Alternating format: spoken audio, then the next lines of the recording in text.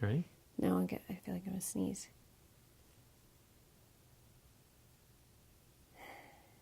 Wow, that was weird. Yes. Okay. Who doesn't love a... Sorry. I'm sorry. Okay. Are you sure? Yes. You feel comfortable? No. Love Ed with Julie and Jake. Who doesn't love a great Christmas story? We love the story, It's a Wonderful Life. Absolutely. Beautiful love story that doesn't end with some perfect wedding or something, but shows the couple working out real life and parenting. And you remember Miracle on 34th Street? Never heard of it. Well, this is our own Christmas story from 2 years ago, and we like to call it Miracle at the Galleria. I am familiar with that story. And you will be familiar with the story too after this episode of Love Ed with Julie and MJ. And we hope it serves as another reminder that God still cares and provides for his children. To set the scene, our family was having a hard time, rough time. Yeah, a little bit. For starters, my real job, which provided a fair amount of income, suddenly provided no income all in 1 month. As I remember it, you called me one day and said, don't spend any more money. Actually, what I said was, don't spend any money or else. The very next month, our 19-year-old son was hit by a car, which shattered his ankle. Some of the toughest words we've ever heard as parents were when the doctor told us, your son will not run again and likely may never walk normally again. And then just 2 weeks after that accident, our daughter was in a bike accident riding home from work. She hit a tree and was knocked unconscious in a park and was left there for an hour before she woke up. A couple months later, that same daughter's diagnosed with a thyroid disease. We were becoming way more familiar with hospitals and hospital bills than we ever thought we would. And as we are zeroing out our bank account twice a month, the hospital bills are just rolling in. And then Christmas came around and we said something to our kids we'd never said before. Hey, let's not do Christmas presents this year. It was really that tight financially. They were good sports about it. And we were okay as a family. Yeah. Let's just say the majority of the world living on less than $2 a day would not have felt sorry for us. But for me, it was a really dark time. I was emotionally drained from all the things that were going on, and I was really frustrated and frankly angry at God. Then our church has this kiosk at the mall where we wrap Christmas presents for free, and our family volunteered to wrap presents Saturday before Christmas. And while I was wrapping my presents, my wedding ring kept pricking my finger, which was... It's not that big a rock. Yeah, that was really weird. But it wasn't until we got home and I'm washing my hands to make dinner and I looked down and realized why that was happening, because all that's there are the prongs and my diamond is missing. Of course, I'm immediately trying to get all the relevant facts so we can ascertain precisely where this diamond might be. Do you remember the last time when you knew your diamond was in the ring? All I knew was that I needed to run upstairs and bawl my eyes out. We figured she could have lost that diamond as early as mid-morning that day. So in addition to the mall, it could have been anywhere in the yard, the house, the garage, or the minivan. I felt like I was going to lose my mind. You know those times in life when you're so low already and then one more thing happens and you're just like, I can't take it. I can't do one more thing. Now, of course, we had insurance to cover this, but I didn't give my wife just any diamond for our engagement. I gave her that diamond. All the stories attached to that diamond. I kept praying in my head, please, God, please don't take my diamond from me. As Julie's trying to pull herself together, two of our amazing kids went right back in the car, right back to the mall to look. And we knew that it was going to be miraculous to find it. It's not that big.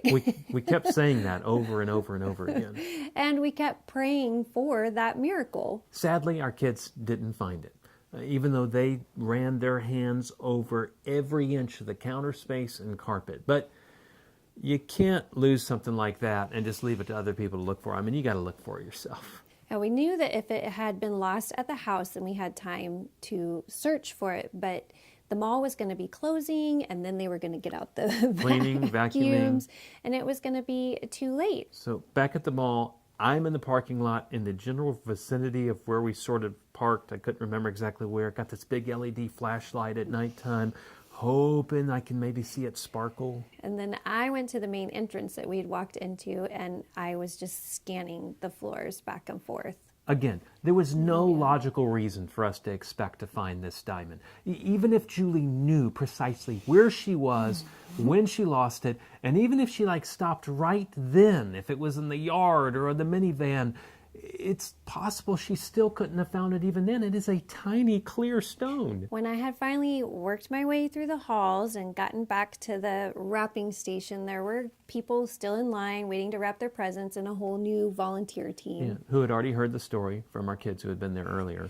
And they were so kind. I must have looked a mess with my makeup and my hair. But anyway, so I just went off to the side and started at the edge of the counter to work my way across. By the way, we're talking 12-foot long counter. There's a front counter and back counter, so a lot of surface area to cover. But it was only within a minute or two that I saw it. And I was on the escalator when she called me. It was right behind a tape dispenser. That would be one of the half-dozen tape dispensers. I was so stunned. I couldn't even believe it. I had to put the stone back in the prongs to try to convince myself. Because I remember you thought it might have been like a little plastic rhinestone from a kid's toy. But once I could really grasp that was my diamond, I just put my head down on the counter and just started weeping. And I know that might be common for most ladies. Not for her. I'm the crier in this family. She won't cry in front of anybody, not even me. Probably the only time in my life I've not cared who saw me crying. And all these people standing around I just be wanting my present wrapped. But what's really crazy is that my mind immediately started trying to rationalize finding that diamond and how it wasn't really miraculous. Yeah, but can you relate? We beg God for some miracle, and then he gives it to us, and as soon as it happens, we begin to rationalize, well, of course, there's a logical reason for everything. For me, finding my diamond was a turning point in that dark time. Our finances and medical situation had not changed. But God, in that moment, spoke to my heart.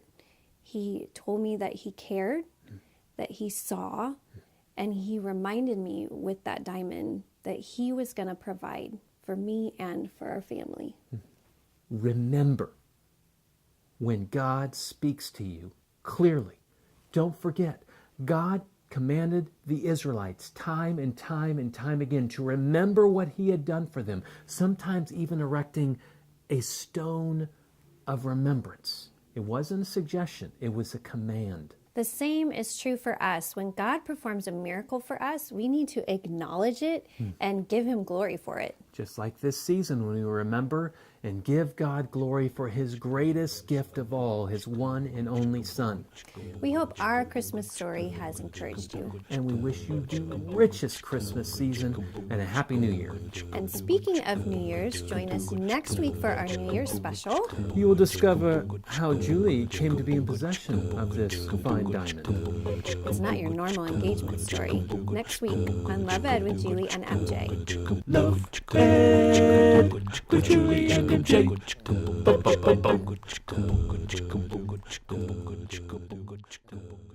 By the way, if you're wondering where you can get duds like dudes, if you're wondering where you get duds like these, ask my old college roommate. I wore this for his Christmas wedding. It was probably really Laura that came up with it. Are we supposed to say names specifically? Oh. I don't know.